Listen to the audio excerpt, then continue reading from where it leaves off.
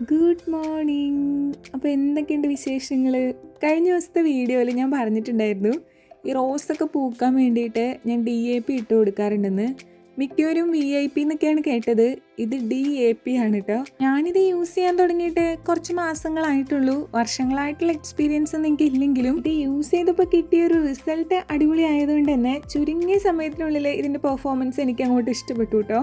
അപ്പം ഞാനിപ്പോൾ റോസിനാണിത് ചെയ്തു കൊടുക്കുന്നത്. നമ്മുടെ തന്നെ വീഡിയോയിൽ ഞാൻ എപ്പോഴോ ഈ ഒരു ഫെർട്ടിലൈസർ വാങ്ങിച്ചു, ഇതെങ്ങനെയാണ് യൂസ് ചെയ്യേണ്ടതെന്നൊക്കെ ഞാനിങ്ങനെ വീഡിയോയിൽ ചോദിച്ചപ്പോൾ ഒരുപാട് പേര് കമൻസ് ആയിട്ട് എനിക്കിതൊക്കെ പറഞ്ഞു തന്നിട്ടുണ്ടായിരുന്നു.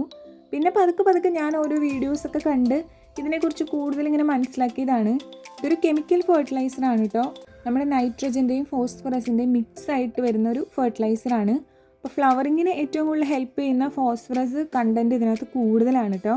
ഇത് വേണ്ട രീതിയിൽ ചെറിയ അളവിലൊക്കെ യൂസ് ചെയ്താൽ നമ്മുടെ ചെടിക്ക് വലിയ പ്രശ്നങ്ങളും കാര്യങ്ങളും ഒന്നും ഉണ്ടാവില്ല.